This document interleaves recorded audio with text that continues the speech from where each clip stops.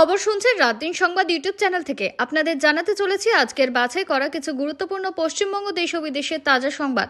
খবরের শুরুতেই দেখে নেব আজকের সংবাদ শিরোনাম।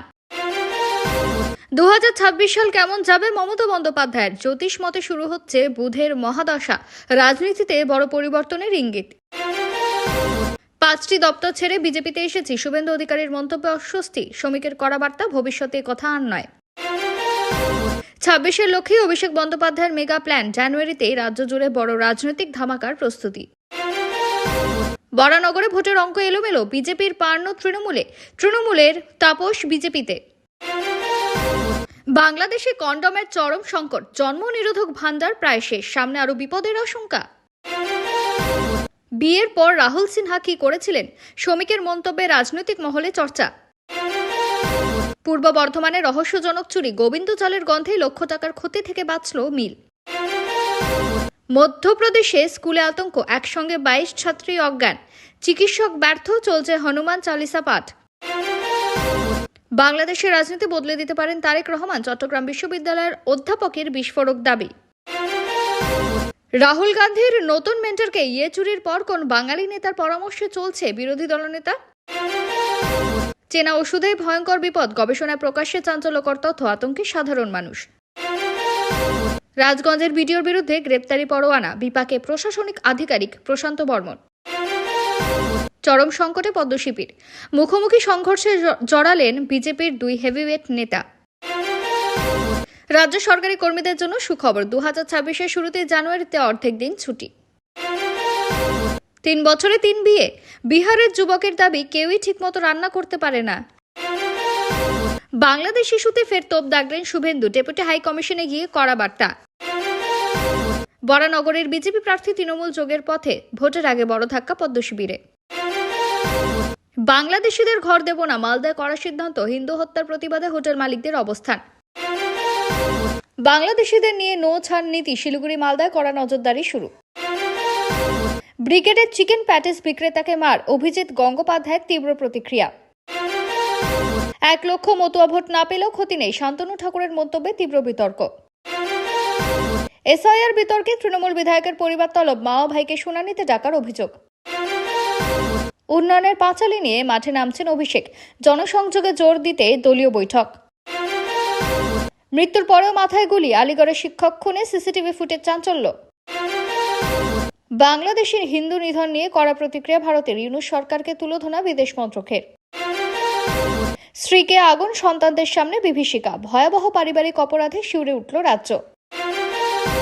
দীপু হত্যার প্রতিবাদে বাংলাদেশ ডেপুটি হাই কমিশন অভিযান, রাস্তায় সাধু সন্ন্যাসীরা। এসআইআর ইস্যুতে বিএলওর ফোনের পরে মৃত্যু, ভোটার তালিকা নিয়ে নতুন রহস্য। কেন বিজেপি ছাড়লেন পার্ন মিত্র, তৃণমূলে যোগ দিতে খুললেন মুখ। খসড়া ভোটার তালিকা নিয়ে তীব্র আপত্তি, সিইওকে চিঠি ডব্লিউবিসিএস সংগঠনের। ওড়িশা নিহত পরিযায়ী শ্রমিকের দেহ ফিরল মুর্শিদাবাদে, গ্রাম জুড়ে শোকের ছায়া। মালদায় তৃণমূল ছেড়ে 40 পরিবার মিমে যোগদান, রাজনৈতিক সমীকরণে নয় মোড়। পাঠানকোটে হাই অ্যালার্ট, ফের জঙ্গি হামলার আশঙ্কা। উন্নাও ধর্ষণ কাণ্ডে ফাঁসির দাবি, দিল্লি হাইকোর্টের বাইরে বিক্ষোভ। ভোটের আগে ইতিহাস, 3 পুরসভার দায়িত্বে বিজেপির মহিলা মেয়ররা। আলমারি খুলতেই কুবেরের ধন, মদ খুঁজতে গিয়ে চমকে গেল পুলিশ। 100 দিনের কাজে ঠিকাদার রাজ, মোদির নতুন বিলে তীব্র বিতর্ক। এই লড়াই শেষ লড়াই, শ্রমিকের বার্তা, রাজনীতিতে নতুন ইঙ্গিত। দীপু হত্যায় ভারত চুপ কেন, প্রশ্নের মুখে মোদী সরকারের স্পষ্ট জবাব। ভারত আমেরিকার সম্পর্কে টানাপোড়েন, ট্রাম্পের ব্যক্তি স্বার্থের অভিযোগ মার্কিন বিশেষজ্ঞের। ভারত বাংলাদেশ সীমান্তে কড়া বার্তা, উত্তরবঙ্গে পৌঁছলেন বিএসএফ ডিজি। কেরালায় গেরুয়া সাফল্য, 40 বছর পর তিরুঅনন্তপুরম পুরসভা দখলে বিজেপি। এতক্ষণ শুনছিলেন সংবাদ শিরোনাম। বিস্তারিত খবর শোনানোর পূর্বেই আপনাদের কাছে করব একটি ছোট্ট অনুরোধ, আমাদের চ্যানেলে নতুন হয়ে থাকলে চ্যানেলটি সাবস্ক্রাইব করে পাশে থাকবেন। আসছি বিস্তারিত খবরে। ভোটের আগে খেলা শুরু তৃণমূলের, বিজেপি ছেড়ে তৃণমূল কংগ্রেসে চলে এলেন অভিনেত্রী পার্ন মিত্র। 2021 সালের বিধানসভা ভোটে বরানগর বিজেপির প্রার্থী ছিলেন পার্ন। সেবার বরানগরে তৃণমূলের প্রার্থী ছিলেন তাপস রায়। তাপসের কাছে হারতে হয়েছিল তাকে। সেই তাপস রায় যদিও এখন বিজেপিতে, কিন্তু পার্নো চলে এলেন তৃণমূলে। তা নিয়ে চর্চা রাজনৈতিক আঙিনায়। এদিন মন্ত্রী চন্দ্রিমা ভট্টাচার্যের হাত ধরে শাসক দলে যোগদান করেন পার্নো। তা নিয়ে খোঁচা দিতে যদিও ছাড়ছে না বিরোধীরা। সোশ্যাল মিডিয়ায় তোপ দেখেছেন সিপিএম নেত্রী দীপশিতা ধর। অন্যদিকে নেতাদের দলবদলে যেন কিছুই বুঝে উঠতে পারছে না বরানগরের বাসিন্দারা। কার ভোট কোথায় গেল তা ভেবেই এখন চর্চা এলাকার নেটিজেনদের দেওয়ালে। নাম প্রকাশে অনিচ্ছুক বরানগরের বাজার এলাকার এক বাসিন্দা বলছেন, কি আর বলবো, ফুলগুলো তো এখন সব ভুলভুলাইয়া মনে হচ্ছে। কার ভোট কোথায় চলে যাচ্ছে তা ধরতেই পারছি না। অন্যদিকে বরানগরের আলম বাজারের আরেক যুবক বলছেন, তাপস রায়ের রাজনীতির প্রজ্ঞা দীর্ঘদিনের, কিন্তু পার্নো মিত্রর মতো অভিনেত্রীকে নিয়ে তৃণমূলের কি লাভ হলো সেটাই বুঝছি না। তীব্র ক্ষোভ প্রকাশ করে বরানগর স্টেশন চত্বরের এক বাসিন্দা বলছেন, দিনের শেষে কে কোন ফুলে চলে যাবে তা ধরতেই পারবে না। আসলে আমাদের ভোট নিয়ে ছেলে খেলা করে এরা। অন্যদিকে খোঁচা দিয়ে ফেসবুকে দীপশিতা লিখলেন, 2021-এ বরানগরে তৃণমূলের প্রার্থী ছিল তাপস রায়, তিনি এখন বিজেপিতে। 2021-এ বরানগরে বিজেপির প্রার্থী ছিল পার্নো মিত্র, তিনি এখন তৃণমূলে। তৃণমূল কংগ্রেস এদের কমিটির মাথায় জায়গা দিক। এদিকে সামনেই আবার বিধানসভা নির্বাচন, তাই পার্নো দলবদলের পর তার ভোটে দাঁড়ানো নিয়ে জল্পনা তুঙ্গে। পার্নো যদিও বলছেন, এটা তো আমার হাতে নেই, আগের বারও ছিল না, এটা দলই ঠিক করবে। ম্যাডাম সিএম যা করবেন, অভিষেক বন্দ্যোপাধ্যায় তাই ঠিক করবেন। আর তাছাড়া এটার জন্য আমি মুখিয়েও নেই। আমাকে যে ধরনের দায়িত্ব দেওয়া হবে আমি সেটাই পালন করার জন্য প্রস্তুত রয়েছি। আমি শুধুই কাজ করতে চাই। অন্যদিকে এখন পার্নো দলবদল নিয়ে খোঁচা দিতে ছাড়ছে না বিজেপি নেতা তাপস রায়ও। তার আগের ভোটে পদ্মচিহ্নে দাঁড়িয়ে হারতে হয়েছিল পার্নোকে। তাপস বলেছেন, আমার মনে হচ্ছে আবার কোনো উৎসর্গীকৃত তৃণমূল কর্মী সর্বনাশ হলো। দলটা তো আস্তে আস্তে প্রাক্তন অভিনেতা অভিনেত্রী যারা সিনেমায় কাজ পায় না তাদের দল হয়ে দাঁড়াচ্ছে। এখানেই না থেমে পার্নোর রাজনৈতিক প্রজ্ঞা নিয়ে প্রশ্ন তুলে তাপস আরও বলছেন, বিজেপিতে যোগদান ভুল হয়েছিল, এটা ভাবতে ওর 5 বছর লেগে গেল, ভাবতেই অবাক লাগে। কেমন যাবে মমতা ব্যানার্জির নতুন বছর? রাজ্যে ভোট রয়েছে আগামী বছর, তাই এই প্রশ্নটাই ঘুরে ফিরে আসছে বারবার। তৃণমূল কংগ্রেস এককভাবে ক্ষমতা দখল করতে পারবে না, ক্ষমতায় আসবে বিরোধী দল বিজেপি, সেটাই এখন লাখ টাকার প্রশ্ন। রাজ্যের জন্য গুরুত্বপূর্ণ 2026 সাল। রাজ্যে বিধানসভা নির্বাচন মুখ্যমন্ত্রী মমতা ব্যানার্জির সামনে বড় চ্যালেঞ্জ, কারণ চতুর্থবারের জন্য মুখ্যমন্ত্রী হিসেবে মমতা শপথ গ্রহণ করতে পারেন কিনা সেটাই এখন দেখার। এবার তৃণমূল কংগ্রেস যদি নবান্ন দখল করে তাহলে টানা 4 বার তৃণমূলের হাতে থাকবে রাজ্যের ক্ষমতা। একটি অ্যাস্ট্রোলজি সাইট অনুযায়ী মমতা ব্যানার্জির 5 জানুয়ারি 1955 সালে জন্ম। সে অনুযায়ী মমতা বন্দ্যোপাধ্যায়ের প্রচুর উচ্চাকাঙ্ক্ষা রয়েছে। তবে সংস্থাটির ওয়েবসাইটের তথ্য অনুযায়ী তার ব্যবসায়িক বুদ্ধি তেমন নয়, তবে সাহিত্য প্রতিভা তুঙ্গি। তিনি আবেগপ্রবণ, তবে মমতা বন্দ্যোপাধ্যায় টাকা পয়সার বিষয়ে বিচক্ষণ ও সতর্ক থাকেন। তিনি ছোটখাটো বিষয়ে টাকা খরচ করতে একেবারেই রাজি নন। এখন প্রশ্ন, কেমন যাবে তার নতুন বছর? রাজ্যে ভোট রয়েছে আগামী বছর, তাই এই প্রশ্নটাই ঘুরে ফিরে আসছে। তৃণমূল কংগ্রেস এককভাবে ক্ষমতা দখল করতে পারবে নাকি ক্ষমতায় আসবে বিরোধী দল বিজেপি, সেটাই এখন লাখ টাকার প্রশ্ন। কারণ দীর্ঘদিন সরকারে থাকা তৃণমূলের বিরুদ্ধে ক্ষোভ তৈরি হতে পারে অনেকের, যদিও মমতা বন্দ্যোপাধ্যায়কে নিয়ে এখনও তেমন প্রশ্ন ওঠেনি। দেশের প্রয়াত প্রাক্তন প্রধানমন্ত্রী অটল বিহারী বাজপেয়ীর জন্মবার্ষিকী। এই অনুষ্ঠান উপলক্ষে উত্তরপ্রদেশের লখনৌ একটি স্মরণ সভায় যোগ দিয়েছেন প্রধানমন্ত্রী নরেন্দ্র মোদী। অটল স্মরণ সভার আয়োজন করেছে বঙ্গ বিজেপিও। জাতীয় গ্রন্থাগারে ছিল তাদের অনুষ্ঠান, যেখানে যোগ দিয়েছিলেন গেরুয়া শিবিরের প্রায় সর্বস্তরের নেতারাই। এদিন সে অনুষ্ঠানে যোগ দিয়েছিলেন রাজ্যের বিরোধী দলনেতা শুভেন্দু অধিকারীও। ওই মঞ্চে ভাষণ দিতে গিয়ে তিনি বলেন, বিভিন্ন দল থেকে অনেকেই বিজেপিতে এসেছেন। মূলত 3 ধরনের গোষ্ঠী এখানে দেখা যায়। প্রথম দল আসেন রাজনৈতিক আশ্রয় নিতে, দ্বিতীয় দল নির্বাচনে জেতা অথবা হারার উদ্দেশ্যে, তৃতীয় দল আসে সব পদ ছেড়ে। আমি তৃতীয় দলের অংশ। শুভেন্দুর কথায় 5টি দপ্তর ছেড়ে 3টি বড় ব্যাংকের চেয়ারম্যান ছেড়ে আমি বিজেপিতে এসেছি।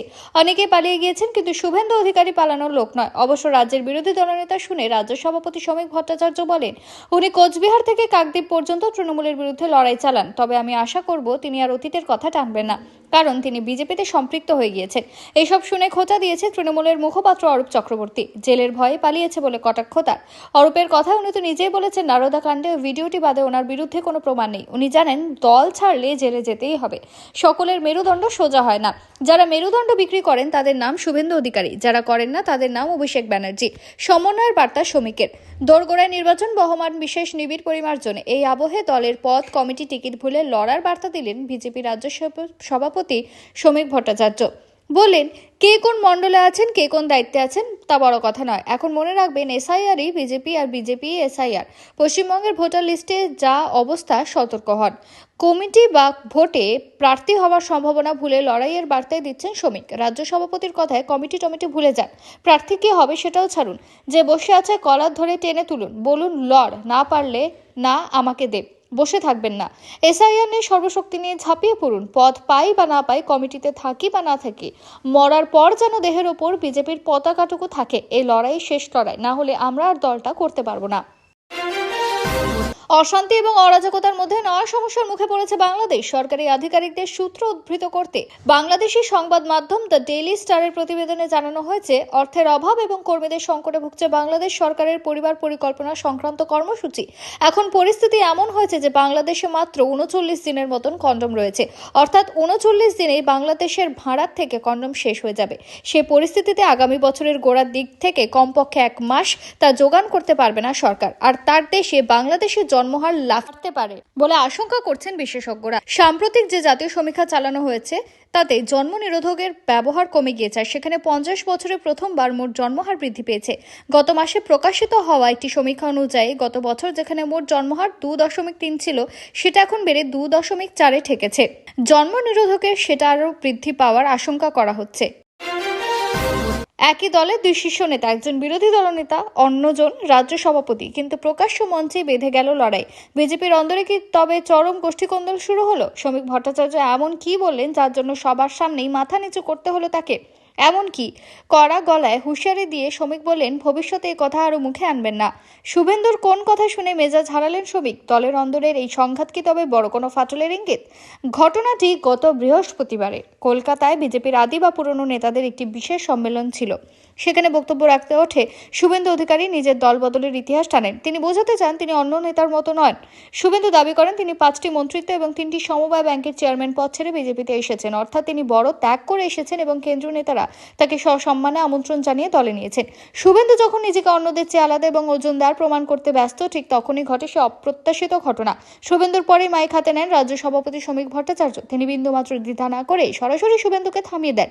অভিভাবকের মতো শাসন করে তাকে বলেন, শুভেন্দুবাবু, এই কথা আর কখনো কোনো সভায় বলবেন না। আপনি এখন এই দলে মিশে গিয়েছেন, বারবার নিজের ত্যাগের কথা মনে করানোর কোনো দরকার নেই।